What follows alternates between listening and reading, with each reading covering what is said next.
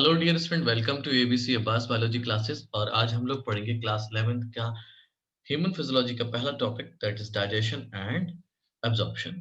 Digestion and absorption में हम लोग सबसे पहले बात करेंगे न्यूट्रिशन की एंड फूड की। What is food and what is nutrition, किसे हम फूड कहते हैं और क्या होता है न्यूट्रिशन।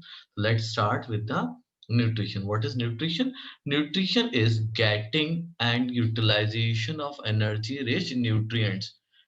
अगर आप एनर्जी रिच न्यूट्रिएंट को यूटिलाइज कर रहे हैं, उसको गेट कर रहे हैं, उसको अपने अंदर ले रहे हैं, ठीक है, कोई भी ऑर्गेनिज्म अगर उसको ले रहा है तो वो जो तरीका है that is known as nutrition, है ना। और एनर्जी रिच न्यूट्रिएंट आपके क्या होते हैं? Food. These are foods. And now what we why we require food, हमें फूड की जरूरत क्यों होती है, क्यों हमें जरूरत होती है एनर्जी रिच न्यूट्रिएंट्स की? Because food provides energy for life activities. जो भी हम लोग दिन भर में एक्टिविटीज करते हैं, जो भी हमारे अंदर एनर्जी चाहिए होती है उन एक्टिविटीज को करने के लिए, that is provided by food.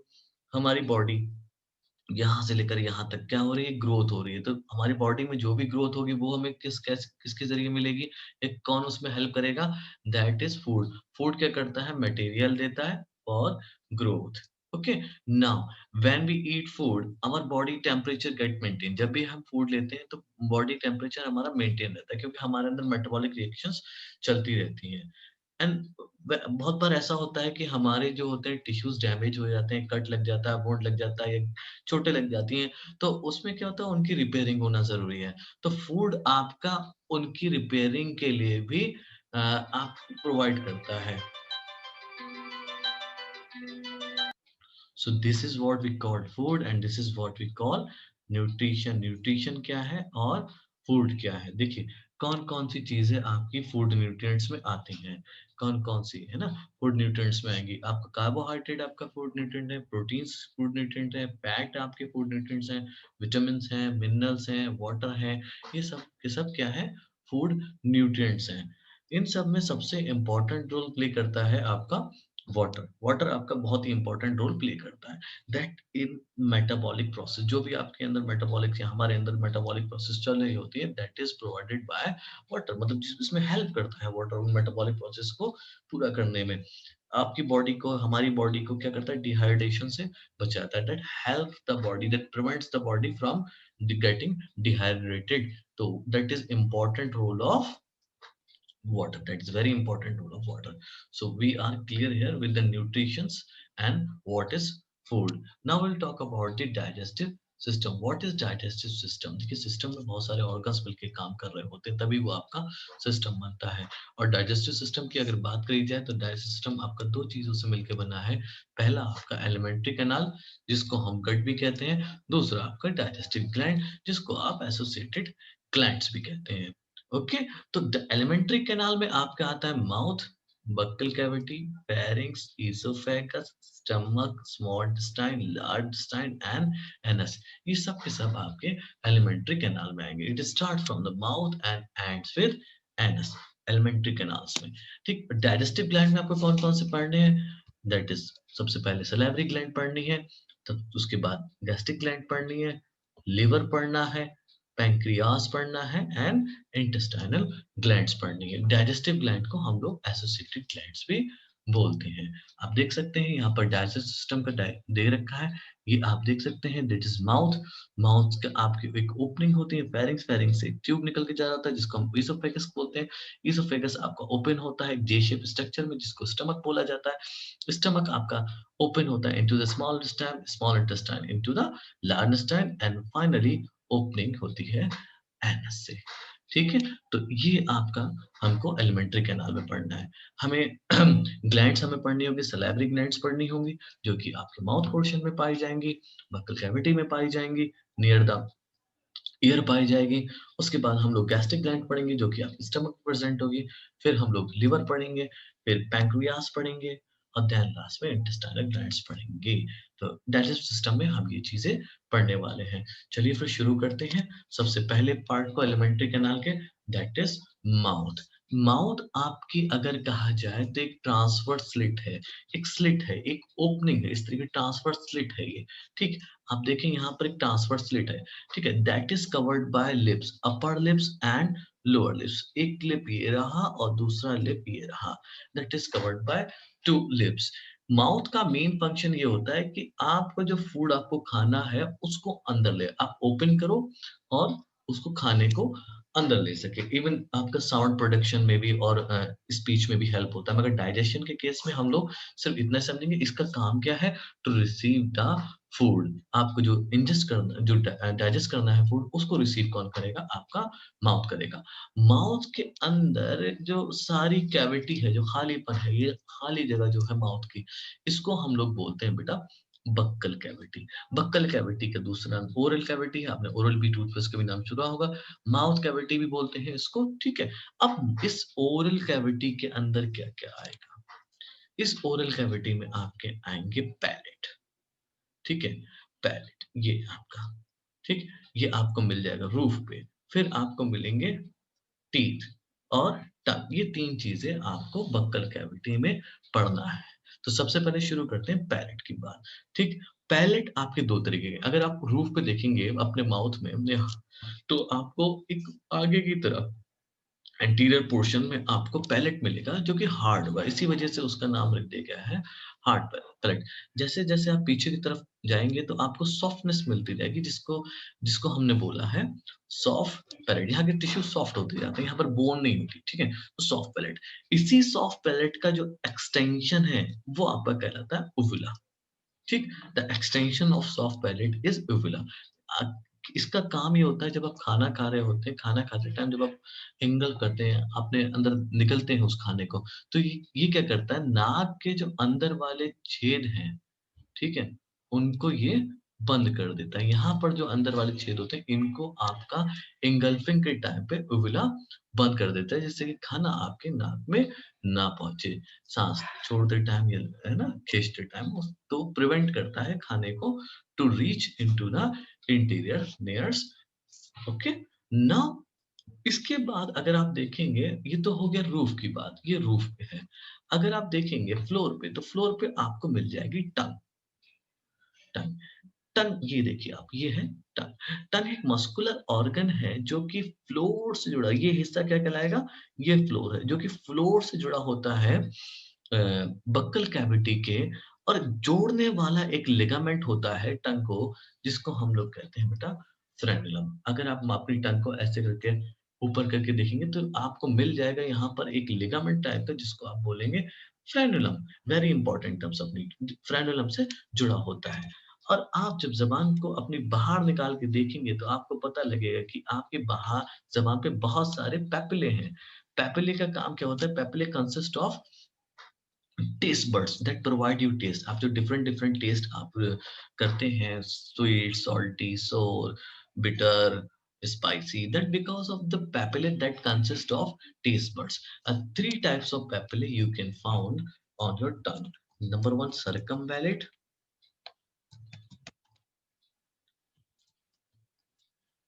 fusiform, and fungiform.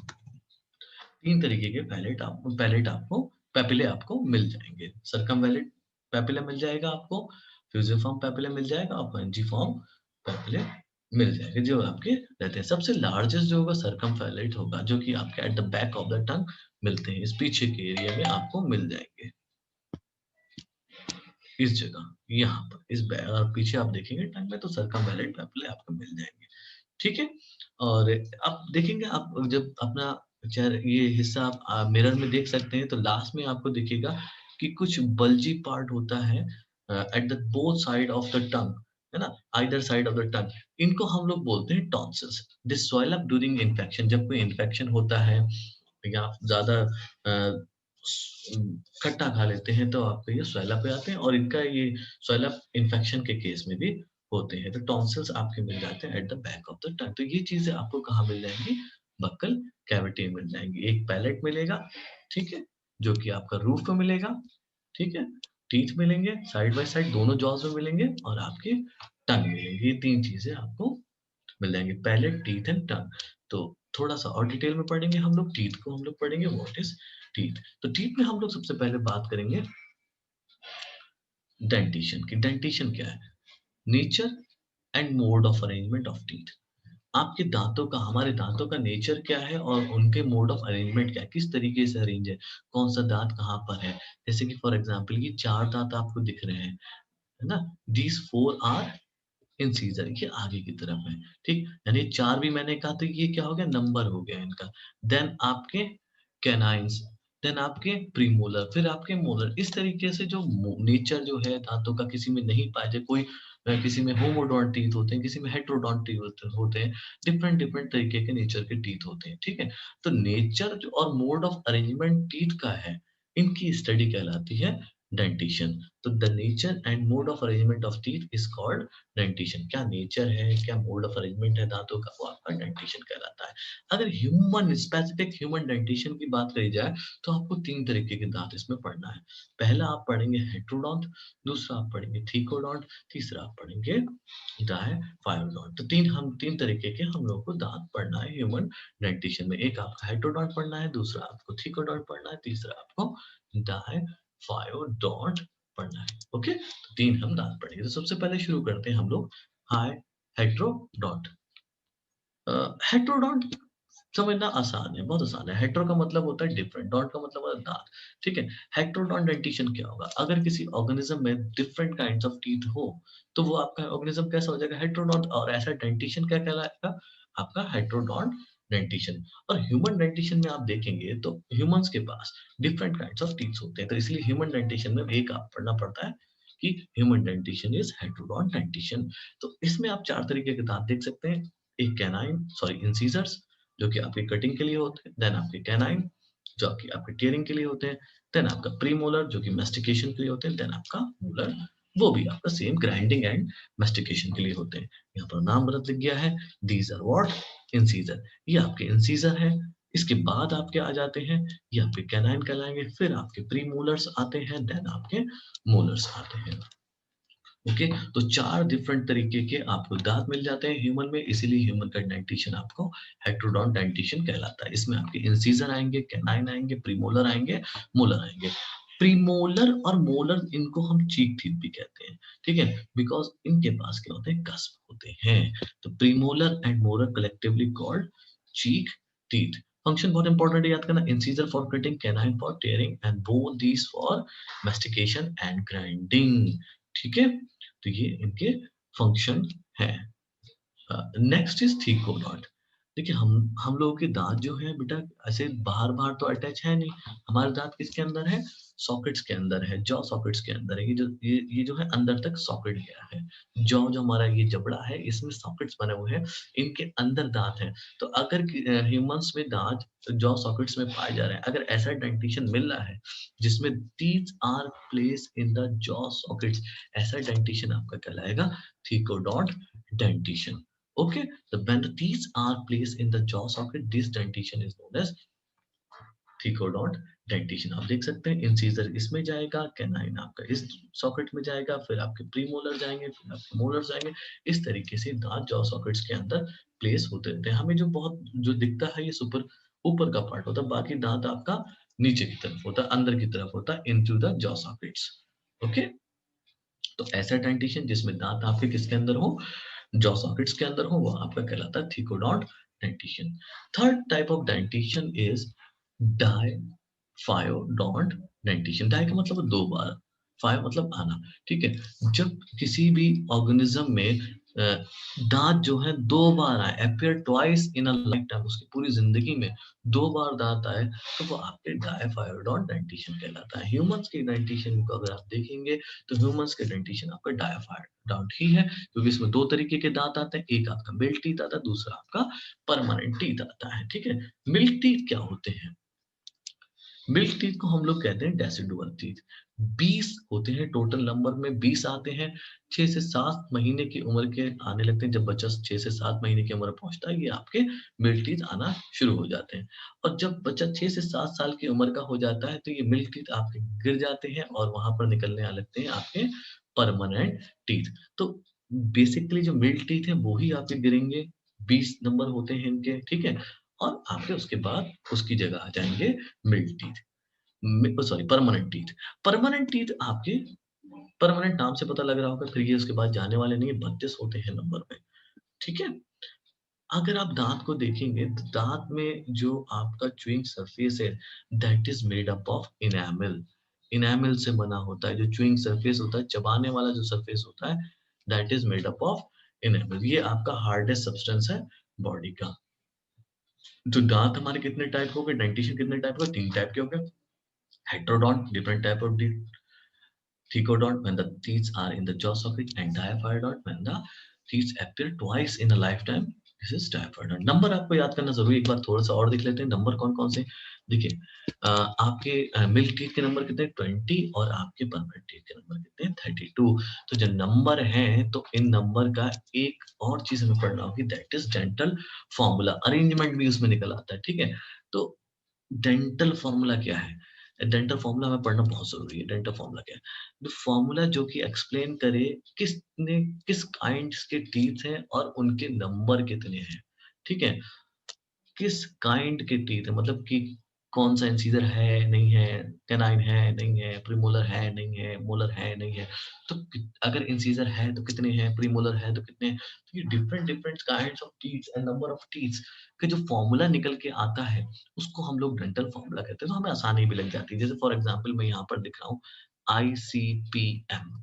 ठीक है, तो यहाँ पे मुझे पता लग जाएगा कि आई कितना है, सी कितना है, पी कितना है, एम कितना है, यानी इंसीजर कितना है, कैनाइन कितना है, प्रीमोलर कितना है और मोलर कितना है। तो बेसिकली एक फॉर्मूला होता है जिसको हमें पढ़ना बहुत ज़रूरी है, दैट इज़ आईसीपीएम अपॉन आईसीपीएम इंटू 2। तो आईसीपीएम तो आप समझ गए होंगे, incisor canine premolar molar upon incisor canine premolar molar into 2, यानी इंटू 2 क्यों करा गया? क्योंकि एक तो ऊपर वाले जॉ में और एक नीचे वाले जॉ में। तो कितने इंसीजर ऊपर वाले जॉ में है, कैनाइन कितने ऊपर वाले जॉ में है, प्रीमोलर कितने हैं ऊपर वाले जॉ में, मोलर कितने ऊपर वाले जॉ में। सिमिलरली नीचे की तरफ भी देखेंगे, उसको 2 से मल्टीप्लाई कर देंगे। सपोज करें कि किसी ने आपके टीथ हम देख ले रहे हैं कितने हैं, एडल्ट की बात कर ले रहे हैं, ठीक है? एडल्ट में आपके परमानेंट टीथ आ जाएँगे, ठीक है? क्योंकि हमने देखा था कि 6 से 7 साल की उम्र में आपके परमानेंट टीथ आने लगे। तो एडल्ट के अगर डेंटल फ़ॉर्मूला निकलेगा तो कैसे निकलेगा? इसको सिंपल सा लिखेंगे, एडल्ट का डेंटल फ़ॉर्मूला होता है 2, 1, 2, 3 अपॉन 2, 1, 2, 3 इंटू 2। टोटल निकल के आता है आपका 32। ओके, तो किस तरीके से निकल के आता है?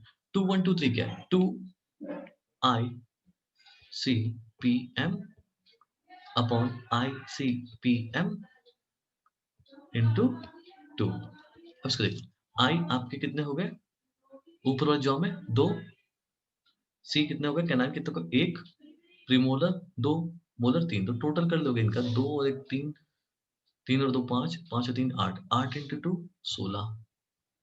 ठीक, सिमिलरली नीचे भी कितना होगा 16। तो 16 ऊपर वाले जबड़े में दांत हो गए, 16 नीचे वाले जबड़े में दांत हो गए। तो टोटल दांत कितने हो गए 32। तो इस तरीके से निकल आता है। अब dental formula of milk dentition यानी कि छोटे बच्चों का देखेंगे, है ना? तो उनमें क्या होगा 2102 अपॉन 2102 इंटू 2। ये तो बात क्लियर है कि 2 क्या होगा यहाँ पे आई सी पी एम, यानी कि 1 क्या होगा सी, 0 क्या होगा पी, 2 क्या होगा एम। ठीक, similarly I C P M into 2। तो देखेंगे इसमें कितना हुआ 2 और 1 3, तो 5 5 इंटू 2 10, 10 अपॉन 10। टोटल दांत कितने हो गए बच्चों में 20। तो इस तरीके से हम लोग दांत देख लेते हैं। अब यहाँ पर एक क्वेश्चन बन जाता है which teeth are absent in milk dentition. तो आपका आंसर हो जाता है मोलर। हम देख सकते हैं कि मोलर का कितना आ रहा है, काउंट बता रहा है ये 0। तो 2 आपको याद रखने हैं यहाँ पर, एक एडल्ट का आपका डेंटल फॉर्मूला होता है 2123 अपॉन 2123 इंटू 2, और जो चाइल्ड का होता है वह आपका 2102 अपॉन 2102 इंटू 2। मिल्क टीथ आपके 20 होते हैं और परमानेंट टीथ आपके 32 होते हैं। This is what we call dental formula ICPM upon ICPM into 2। Okay, तो इस तरीके से हम लोग किसी भी उसके डेंटल फॉर्मूले से उसके kinds and number of teeth को पता कर सकते हैं। किसी भी ऑर्गेनिज्म के अगर डेंटल फॉर्मूला आपको पता है तो आप उसको उसके काइंड्स कैसे हैं, किस तरीके कितने तरीके के दांत है उसके अंदर और कितने नंबर है, उसको भी आप कैलकुलेट कर सकते हैं, कोई उसमें प्रॉब्लम नहीं है। ओके, नेक्स्ट हम लोग देखते हैं क्या हमें पढ़ना है pharynx. What is pharynx? Pharynx एक कॉमन पैसेज है, एक कॉमन पैसेज रहता है। जब आप अगर इस तरीके से देखें, आप मक्कल कैविटी से निकल के आप नीचे की तरफ आएंगे, ठीक, तो नीचे की तरफ जब आएंगे, मान लीजिए ये बक्कल कैविटी है, ठीक, यहाँ से आपने फूड लिया, तो फूड और एयर दोनों इसी रास्ते से आएंगे, ठीक है। फिर एक रास्ता आपका लैरिंग्स के लिए चला जाएगा, एक रास्ता आपका इसोफेगस के लिए चला जाएगा। तो फेरिंग्स जो आपका रहता है 10 से 12 सेंटीमीटर का होता है और ये कॉमन पैसेज है for digestive and respiratory system, दोनों सिस्टम के लिए कॉमन पैसेज से फूड भी आता है और एयर भी आती है। तो अब एयर आती है तो एयर तो आपकी कहाँ जाएगी? लैरिंग्स में जाएगी। फूड आपका कहाँ जाएगा? इसोफेगस में जाएगा। तो जाहिर सी बात है, एक ही साथ कई बार ऐसा होता है कि एयर भी जा रही होती है और फूड भी जा रहा होता है। तो क्या करते हैं कि लैरिंग्स क्या करता है, अपने आप को प्रोटेक्ट करता है। लैरिंग्स की ओपनिंग को हम लोग कहते हैं ग्लॉटिस। मान लो यहाँ पर लैरिंग्स है, ये ओपनिंग है, that is known as glottis. इसको हम लोगों ने बोलते हैं ग्लॉटिस। तो जब फूड आ रहा होता है तो इस ग्लॉटिस के ऊपर एक फ्लैप लाइक स्ट्रक्चर होता है जिसको बोला जाता है एपिग्लॉटिस। ये जो फ्लैप लाइक स्ट्रक्चर इसके ऊपर बनाया मैंने, दैट इज एपिग्लॉटिस। ये क्या काम करता है? इंगल्फिंग, जब फूड नीचे की तरफ इसोफेगस की तरफ जा रहा होता है, तब क्या काम करता है? ये फ्लैप लाइक स्ट्रक्चर ग्लॉटिस को बंद कर देता है, जो कि ओपनिंग है। इससे क्या हो, जब ये ग्लॉटिस आपका बंद हो गया तो आपका फूड जो है वो कहाँ चला जाएगा? इसोफेगस में चला जाएगा, ना कि ट्रैकिया में। क्योंकि ट्रैकिया में क्या जाना चाहिए? एयर जाना चाहिए, ना कि फूड। फेरिंग्स को डिवाइड कर दिया गया 3 रीजन में। बहुत आसान है इसको समझना। जो नेज़ल पार्ट के पास जो रीजन है वो आपका नेज़ोफेरिंक्स कहा गया। जो बक्कल या ओरल कैविटी के पास जो रीजन है वो आपका ओरोफेरिंक्स कहा गया। और इसके नीचे वाला जो लैरिंग्स के पास है उसको आपने हाइपोफेरिंक्स कह दिया। और बहुत कॉमनली इसको लैरिंजोफेरिंक्स भी बोला जाता है। ओके, मैं पूरा नहीं लिख रहा हूँ, इसको लैरिंजोफेरिंक्स भी बोलते हैं। बेसिकली इसमें इंपॉर्टेंट पॉइंट क्या है?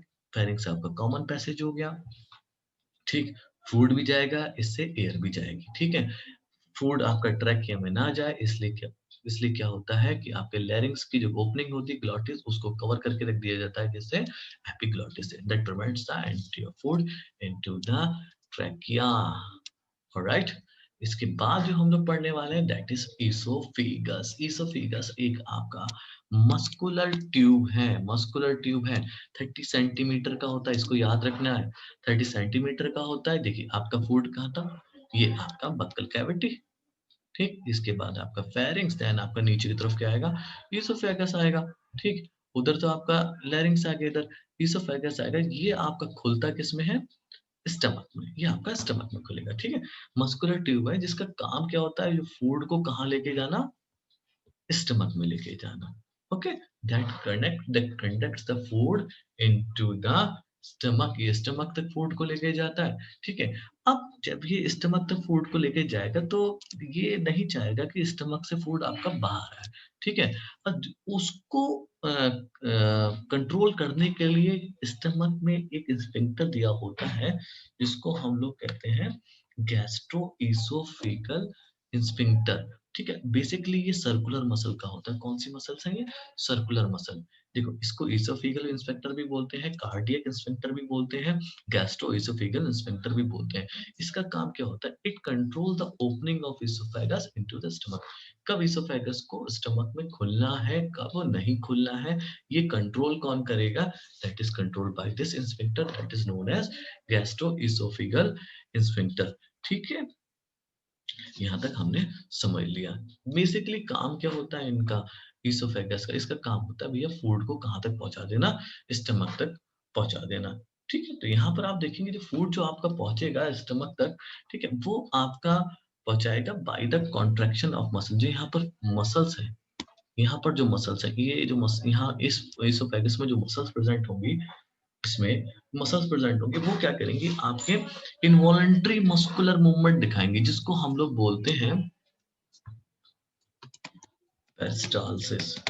ओके, इसको हम पेरिस्टालसिस बोलते हैं। इनवॉलंटरी मस्कुलर मूवमेंट होता है। इसमें क्या होता है कि मसल्स आपकी कॉन्ट्रैक्ट करती हैं और जैसे कि फूड जो आपका आगे की तरफ बढ़ता है, फूड ये है, यहाँ की मसल्स कॉन्ट्रैक्ट करें, इस यहाँ की, सॉरी, आपकी यहाँ की मसल कॉन्ट्रैक्ट करी, फूड क्या हुआ नीचे की तरफ बढ़ने लगा, ठीक? फिर ऊपर की मसल रिलैक्स हो गई, फिर नीचे आया फूड, फिर आ गया। जब तक फूड आपका कहाँ ना पहुँच जाए, स्टमक में नहीं पहुँच जाएगा, तो ये आपका मूवमेंट यहाँ तक ना नहीं आ जाएगा, तब तक आपकी मूवमेंट करते रहेंगी मसल्स।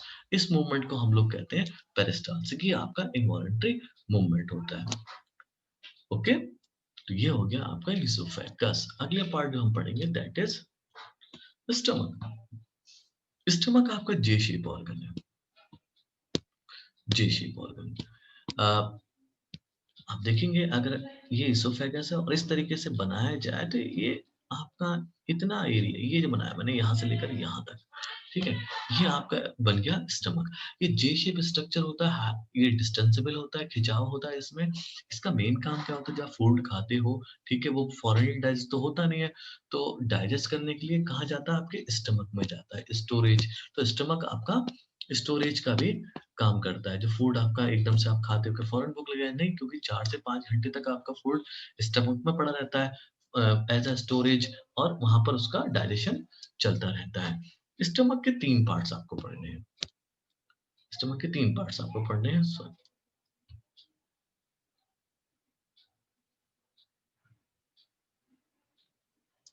स्टमक के आपको 3 पार्ट पढ़ने हैं। तो पहला पार्ट जो आप पढ़ेंगे upper part that is fundus, ये आप देख सकते हैं यहाँ पर जो एरिया है ये आपका फंडस का हो गया।